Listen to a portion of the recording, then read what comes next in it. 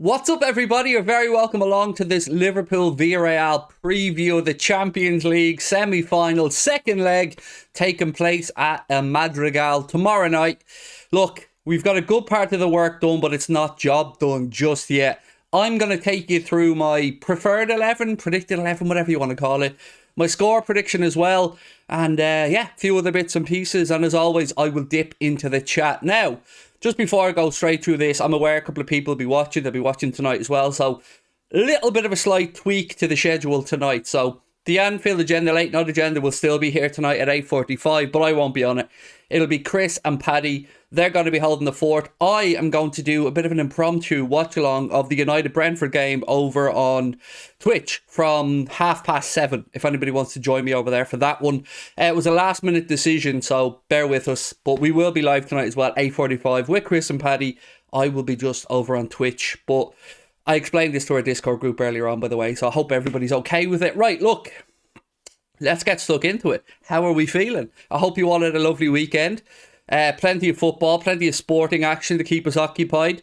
From a purely selfish Irish point, I want to take a second to just say well done to Amanda Serrano, to Katie Taylor, to everybody involved in what was a monumental night's boxing at Madison Square Garden, where, oh look, from top to bottom, I thought the card was amazing, but I just want to just big up the two ladies because it was a fight for the ages. It was unbelievable.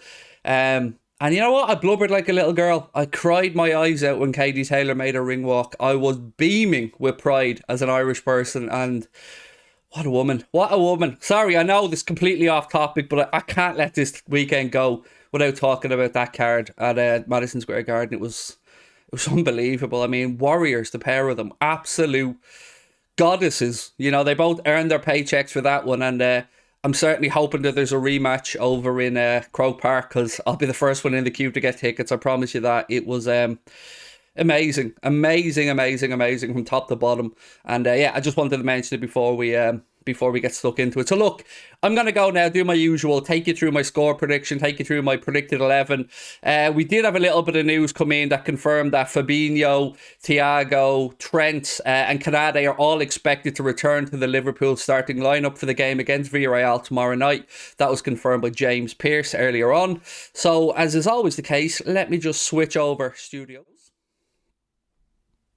Right, here we are. We're into the more familiar one now for the predicted 11s. So look, let's start with the score. Now, difficult one to gauge because my initial thoughts are, how do Villarreal go about changing their game plan to chase down the 2 goals that they need whilst not leaving themselves entirely open? And I came to the conclusion that I don't think they can. So of course, they could be a bit more attack-minded. Of course they can. And yes, of course, Unai Emery will come up with a game plan. But I really feel that at Anfield, even with them being more defensive, I don't feel like we needed to get out of second or third gear. I felt like if the game required it, we may have even gone up another couple of levels. So that could be my arrogance, but I genuinely believe we're a better side than Villarreal, and I don't know if they can really hurt us. Now, it's football. Anything's possible. Red card, set piece, penalty, anything. So I'm not taking it for granted, but I just can't figure out a way that we will come unstuck to Villarreal. I can't. So with that in mind, I'm going to go for a 3-1 away win. I think we'll pick them off on the counter. I think the first goal in this game is huge. If Liverpool score the first goal, I think my scoreline comes true more than ever, because I feel Villarreal just attack then and we pick them off and we get a handy win. That's genuinely my thoughts. I can't see a way that Villarreal will be able to claw back 2 unanswered goals. Now look, many people watching this will be saying, Craig, Barcelona and their fans thought a very similar thing when they came to Anfield, but Villarreal aren't us. They're a great team with a great spirit, but they're not us. They don't have the players that we do. They don't have the built-in DNA of European football like we do. And you may think that doesn't count for it. It does. It does count for stuff. So that's my scoreline prediction.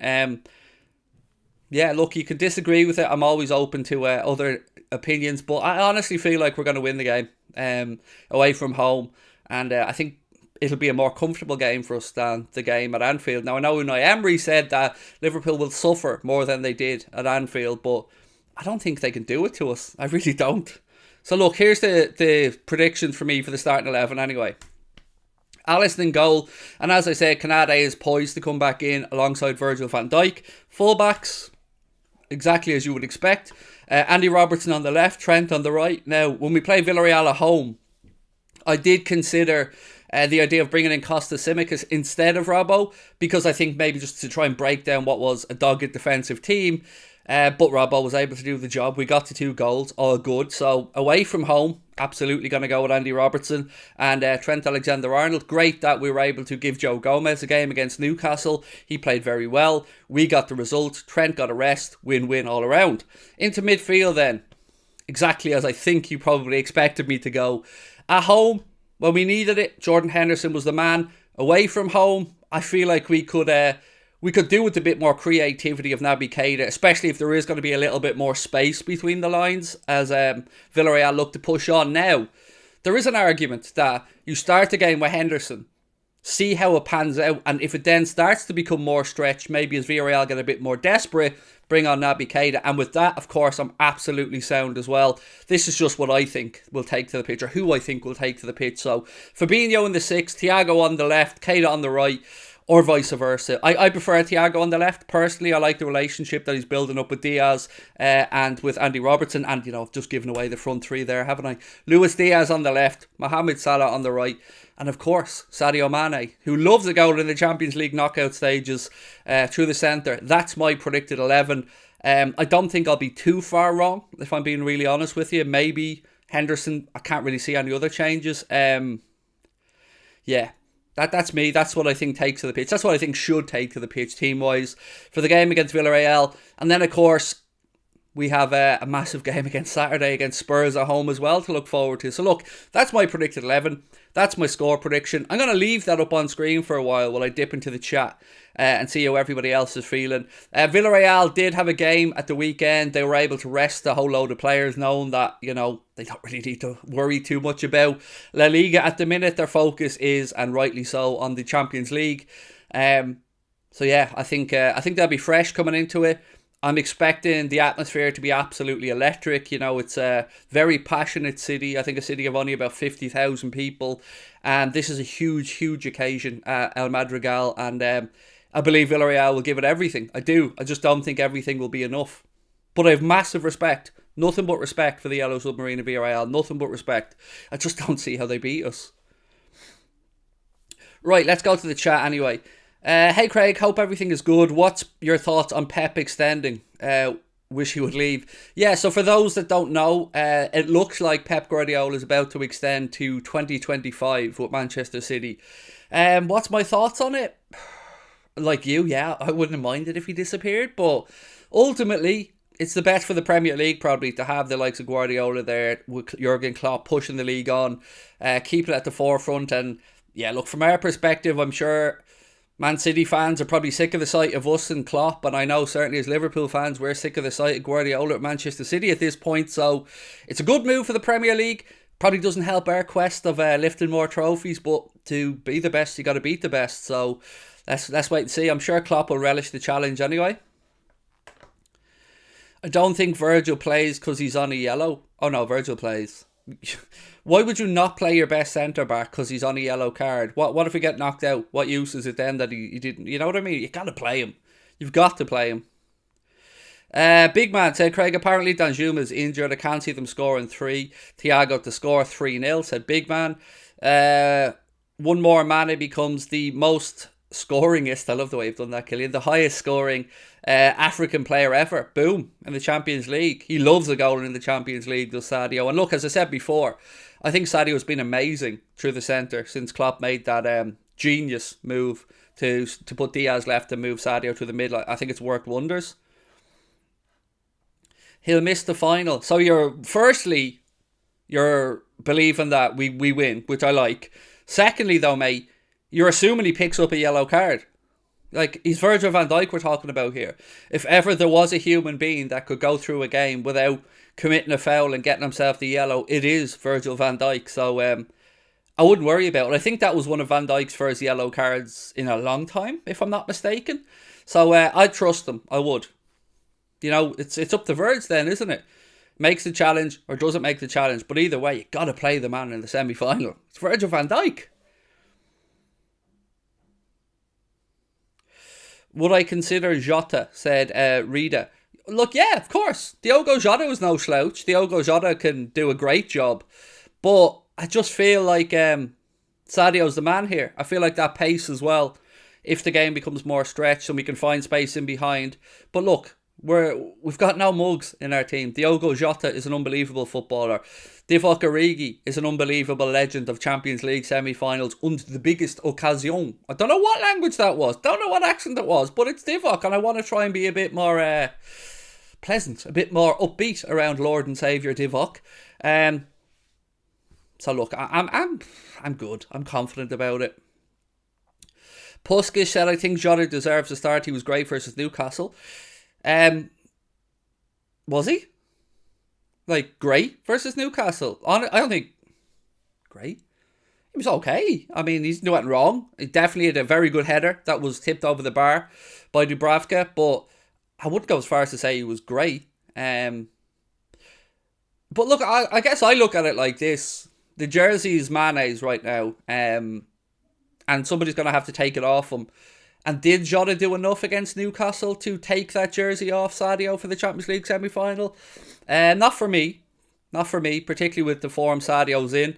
Yeah, no, I'd stick with Sadio. But look, we've got good forwards. Diaz brings such good energy to the pitch. I feel like he has to score more, said Ang Ilo. Yeah, he'll be... I think once he settles down... I think he's still in the trying to impress phase, and do you know what? One thing I will say about Luis Diaz is he certainly hasn't been greedy. You know, he's laid off some good passes. I'm thinking of the one particularly against Newcastle that he squared back across in the first half to Sadio Mane, who just couldn't quite, you know, do the pass justice, and his shot was quite tame at Dubravka. But yeah, I think, look, whoever we go with, we should be too strong. You love that jersey analogy. It's not an analogy. It's just a story that I believe to be true, mate. You know, you got to rip the jersey away from somebody. And Sadio Mane is hot now. He's in form, and it's his shirt, as far as I'm concerned.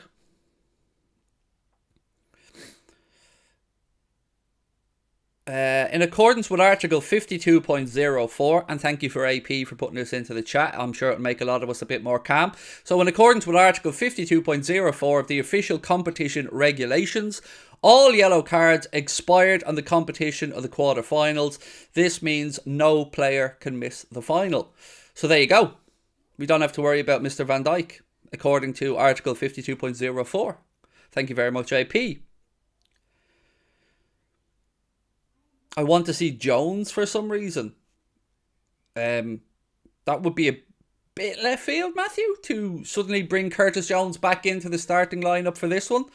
Yeah, no, not for me, buddy. Not for me. I think it would be a bit... I don't want to say it would be disrespectful, because Curtis Jones is more than capable footballer, but it would shock me massively if that was the case. I mean, if he's coming in, he's most likely coming in for Thiago on the left, and Thiago got to play. Did you hear that we could be getting the most lucrative shirt deal after Standard Chartered? And yeah, no, thank you for your kind comments, by the way, on the YouTube videos. I did notice one recently. Thank you, mate. I know you were looking out for me, and I appreciate it. I did see that we were potentially in talks with a couple of crypto companies or crypto platforms or crypto exchanges. But I didn't see anything about it being the most lucrative. The stuff that I'd seen via, I think it was The Athletic, said that at the moment the talk is about 35 million. Now, we currently earn 40 million a season from Standard Chartered, so I don't know. Honestly, I don't know what way the next shirt sponsorship deal is going to go. But what I do know is we've a year remaining with Standard Chartered, so any deal would be for the following season anyway. So we've plenty of time to figure it out. Paris Holdings Inc. I'm good. I'm all right. Thank you, mate. I hope you're well. Hope you had a lovely weekend, by the way. Just a reminder to everybody, tonight I'll be live at 7:30 over on Twitch for Manchester United against Brentford. Paddy and Chris will be on YouTube at 8:45 with the regular news show. We are, by the way, moving from this month onto sub-only chat on Twitch. Sub-only chat. The reason for that is kind of threefold. Firstly, I don't want to have to deal with the trolls. Won't lie. That's part one. Part two is I feel like it will be a more interactive experience for those people who are members, or subscribers, I should say, excuse me, because it will give me more time to read their comments, interact, and give them the attention that they deserve. And thirdly, and it's the obvious one, financially, we need to try and push on. So again, part of my thinking on this was that if you've Amazon Prime, and let's be honest, most of us probably do, you can get one free Twitch sub each month. So there's a good chance that people aren't going to have to put their hand in their pocket if they already have Amazon Prime, which was part of my thinking.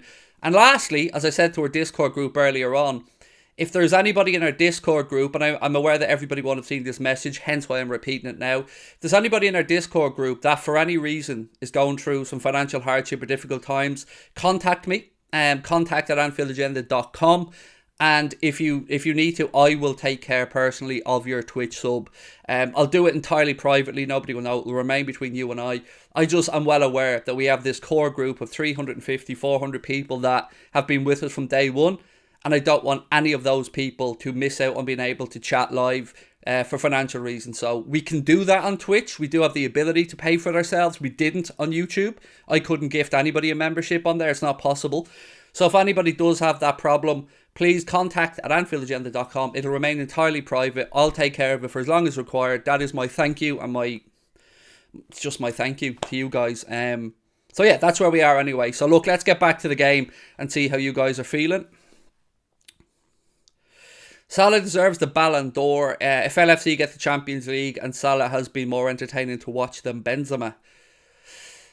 It's a tough one, man. I won't lie to you. Benzema's just won La Liga with Real Madrid. He has scored back-to-back hat-tricks in the Champions League against quality opposition. It's going to be difficult. Like, they're both deserving of it. I've got to be honest with you. Like, I'm a huge Mo fan, obviously, and I would love more than anything for Mohamed Salah to win a Ballon d'Or, but I don't think we can ignore what Benzema's done this season. It's been phenomenal. So whoever wins it this year, if it's one of the two gents, I think we can both say that they deserve it. They do, either one. Benzema has been phenomenal. He has, but so has Mo. Wade said our squad is so strong that we need a clean sheet. 2-0 win. Boom. We've been amazing at keeping clean sheets. Like, it seems like we're just keeping clean sheet after clean sheet until we play City, in which case it's 2 goals and hopefully we score 3. But yeah, we've been really good defensively. I've been really proud of the lads. Any news when the new shirts are out, and what colours are they? So there's been some reports of the new shirts, Justin, and what I would say to you is check out, what's the site called again? Oh God, I always forget the name of the site. Bear with me a sec, I'll think of it. There's a site anyway that usually leak the shirts. Footy Headlines, yes, Footy Headlines. Check them out. They're pretty good. Like, they very rarely get it wrong. And the colour tones look like, obviously, a red home shirt. It looks quite boring, to be honest with you, but a red home shirt. There's some talk of a kind of purpley, dark bluey kind of coloured away one, and then a white one that has a mix of some green and reddish kind of gone through it. But from what I've seen, I like the colour combinations. They look okay. But usually you would see a release in May for the home shirt anyway. So I would expect, the club usually wear the home shirt on the last home game of the season. So I would imagine we'll probably see something on the home shirt being released in the next week or two. Half time, Fulham 2, Luton 0. As things stand, Fulham will be crowned champions, said Mark. Thank you, Mark. It's gone under the radar, but our cup run may mean we have an enhanced transfer kitty next season, said Ben. Yes, look, I think whatever happens with regard to the end of the season, what Ben said there rings true. I do feel like there's some money to spend for Klopp in the summer. We've already seen numerous links to midfielders. I know Arlian Tchouameni was certainly one who's been widely reported.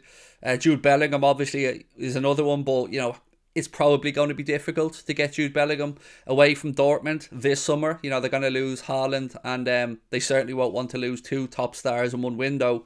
So let's wait and see. But I do think we'll see a midfielder from all the reports and stuff that we've been reading. What do I think of the Tchouameni interest from United? Well, let me put it this way. All United have going for them are finances with regards to trying to attract Arlian Tchouameni. They won't have Champions League football next season. Probably going to have Europa League football next season. It's a very unsettled club, and there's still leaks coming out of it at the minute with regards to people being pissed off and stuff like that. So if you are Tchouameni and you have maybe Chelsea, maybe PSG, Liverpool, and a couple of other top European clubs interested in you, would you really go to United at this moment in time? This isn't just me being a United hater. This is me being genuine. I can't see it.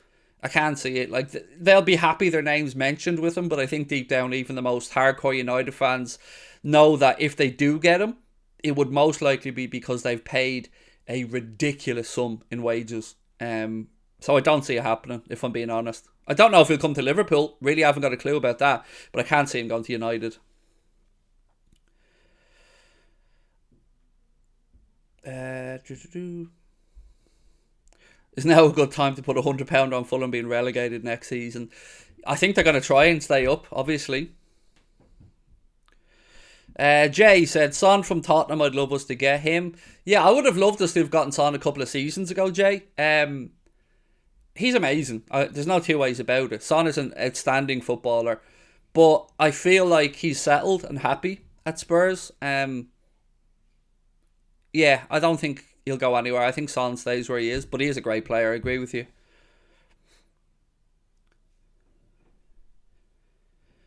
Can't believe Bellingham doesn't want to move to Liverpool. Oh, he does. He does. I've said it to you before. I'll say it again. Jude Bellingham wants Liverpool. Liverpool want Jude Bellingham. Make no mistake about that. I can't be any clearer. Like 100%. If he had his choice tomorrow, he comes to Liverpool. If Liverpool had their choice tomorrow, they get Bellingham. I've said this to you for ages. I fully believe that when Jude Bellingham leaves Borussia Dortmund, he ends up at Liverpool. I just don't know when that will be, and I really would be surprised if it's this summer. But we're in the box seat as far as I'm concerned for Bellingham. And again, I take your mind back to FSG saying to us before that if a generational talent comes available, they want to be in the market. Now, I'm sure they look at Haaland and Mbappe and think, right, well, those wages are probably way out of what we believe to be affordable. I don't feel like Jude Bellingham would be the case wage-wise. I think he would come in on a very good wage, but not like 500 grand a week. Now, but what I will say is the transfer fee would be a lot. And Jurgen Klopp hasn't gone to Dortmund to sign anybody since he's left. But look at what's gone on with Bellingham. Look at the Hendo bromance that was blossoming away on international duty. He's going to end up at Liverpool in my eyes, and I will be amazed if he goes anywhere else. Absolutely amazed. Like blown away. I'm almost as convinced I've been that we're going to sign Jude Bellingham as I've been with anybody. But I just don't know when. And I've been really clear about that. I don't know when. But look, one thing I do want to say about Bellingham is, and people often say, well, Dortmund will want really high money for him and they won't let him go unless they get 100 million. And Dortmund also always get the money they want for the players. And a lot of that is true. But you have to look at it from the other side as well. Dortmund have a bit of a balancing act to do, because if they want to keep attracting the younger players like, Haaland and Bellingham and maybe Bellingham's brother Job, what they're going to have to do is show that, okay, we know we're a stepping stone club to some degree. We know we can offer you European football. We know that we can offer you a great stage to play it inside a great stadium in front of great fans. But they also have to be willing to show that when the time comes for these players to make that next step, particularly if it's a move that somebody really wants, they can't be seen to be making it too difficult, or players won't go there in the first place. Because they'll go, all right, I'll get the game time, but then when it comes time to make the move, I want what's a fair fee for everybody involved. So think about it that way as well. In order for them to keep that gravy train running. They've got to do it in a reasonable way. Like, I'm still amazed they allowed 75 million buyout clause in Haaland's contract. Like, but then again, maybe that was the only way they got him to sign. So, hi Craig, a way to go and subscribe to AA on Twitch. 23 Carol Gold, love it. Does it make any difference to the money you get if I subscribe at Amazon Prime or just through Twitch? No, it's exactly the same, which is the beauty of it. So that's why I was saying about sub only. If you've got an Amazon Prime account, the Twitch streamer gets the exact same, whether it's an Amazon Prime sub or a tier 1 sub. The revenue split is the exact same. So yeah, it's class. Who's going to move on this summer apart from Origi? Who do you see anybody else moving on? Chamberlain potentially moving on. Nico Williams, I would suggest, probably moving on. I would imagine we will see a centre-back move on. Whether it be a younger centre-back or not, I don't know. I think if Joe Gomez is to move, and look, I don't think the club have any want or intention to sell Joe Gomez. I don't. I mean, why would you? He's a very versatile player. But if Joe wanted to move on, I don't know whether Klopp will be interested in that at the right money. You know, I always have a lot of sympathy for somebody who wants to play football. I never slag anybody off for wanting to move if it's to play football. Craig, Carvalho Fulham reminds him of a young Cristiano at United, said K-Dot. Yeah, Fabio Carvalho looks like he's got all the tools to succeed. Now, I set something in our Discord group which has no basis in reality. Let me just say that again. No basis in reality. It's just coming out of this stupid head. Let's say, as an example, Dortmund didn't want to do business on Jude Bellingham this summer, which you would wholly expect. Why would they? They're going to lose Haaland. They don't want to lose Bellingham.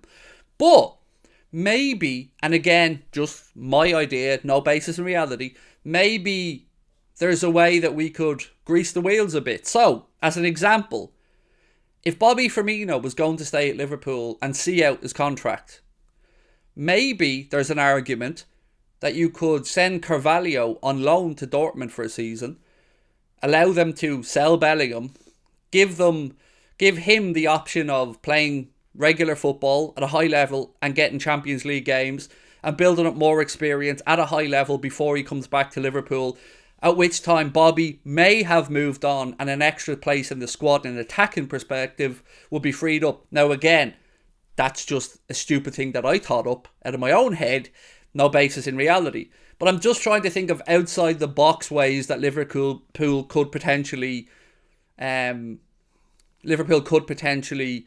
get some Jude Bellingham, sorry. Did you cut the Twitch stream early during the Man City stream? Well, I think you know the answer to that, David, because you wouldn't be asking it if you didn't know that the Twitch stream was cut early during the Manchester City stream. So, again, it's a question that's trying to bait me into an answer that's trying to ask me why I did it. I did it because the chat was disgusting. I was getting stuff said at me that nobody should get said to them. And I was in a really bad place. And rather than kick up a fuss, I just turned it off. Simple. Craig, turn the PlayStation off. I know, my man, I know. I'm just trying to find any which way I can to try and figure out a way to get Bellingham. But you're right. It is very FIFA-esque, my stupid way of thinking. I know. But look, we went outside the box to get Naby. Slightly different, I know, in that we, bought him in advance, left him for a year. So situation's a little bit different with Carvalho because Fulham don't really have any say over it. Because he's leaving on a free contract at the end of the season anyway, and we just have to pay Compo.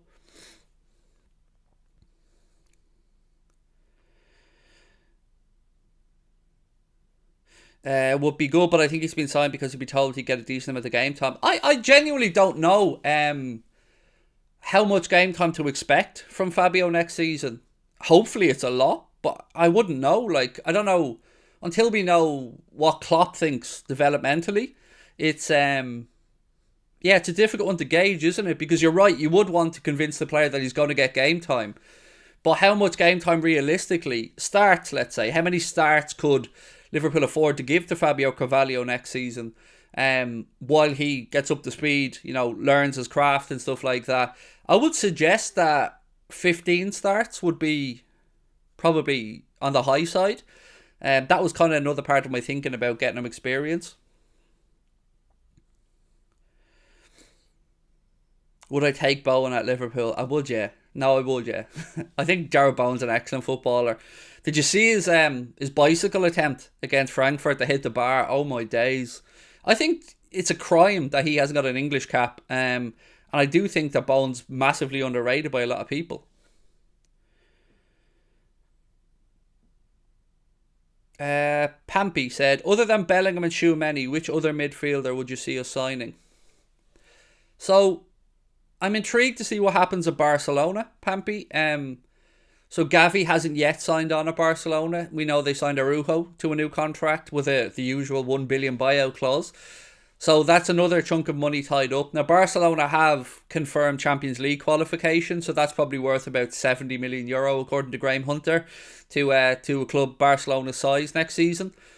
They've also obviously sold the naming rights to the Camp Nou to Spotify. They want Gavi to sign on. So if Gavi signs on, you've obviously got Gavi, you've got Pedri, you've got Busquets. My question is there space there for somebody like Frankie de Jong? And if Frankie de Jong was to move on, that would be an option I think I'd like Liverpool to look at as well. Another one, again, completely out of the realms of possibility, but you're asking me for names. Nicolo Barella, Inter Milan, I'd love to bring to Liverpool. I think he's a wonderful footballer. But I think realistically, Tchouaméni, Bellingham, somebody of that age bracket and ilk is probably most likely. Milner's going to get a new contract, by the way, by the looks of it, for anyone mentioned about Milner replacements. It's looking like James Milner will be offered terms for another year. Klopp really, really, really, really, really likes James Milner and thinks that the impact that Jimmy Milner brings to the dressing room can't be measured. So, look, I'm not doubting Klopp, but whatever Klopp wants. Neuhaus. I haven't followed Neuhaus this season, Liam. I know Borussia Mönchengladbach have been bang average this season. Excuse me, hiccup. I don't watch much of Neuhaus, so again, I believe Neuhaus will probably stay in Germany if he does move, but I don't think he's shown enough to move to Liverpool. But then again, has he shown enough to move to Bayern? I don't know. Jaden, I don't answer people who spam in the chat. Now you're now you're getting banned. Simple as that. I'm going to also add in a load more moderators, by the way, on Twitch later on. So any of the moderators on here that aren't moderators on Twitch, give me a shout when we're on Twitch and I will sort that out while we're on there. Look, my friends, I'm going to leg it and get set up for the stream in about an hour's time over on Twitch. Paddy and Chris will be live tonight at 8:45 with the late night agenda. Hope you guys can tune in, show the guys some love. Be nice to see them back on. The two lads had the weekend away, so be nice to get the lads back on. And a few other bits and pieces as well. But I will chat to you on Twitch at 7:30. If not, I'll see you guys tomorrow, because of course we're playing Villarreal tomorrow. Once again, just to run through my team, as you can see it on the screen, this is my prediction: a 3-1 win for Liverpool. Alisson in goal, Trent right back, Robbo left back, Virgil van Dijk and Ibu Kanade as centre backs, Fabinho, Thiago and Naby Keita, or the NFT midfield as it's all better known, Luis Diaz, Sadio Mane and Mohamed Salah through the centre. That's there we go. Boom. Talk to you guys in a bit.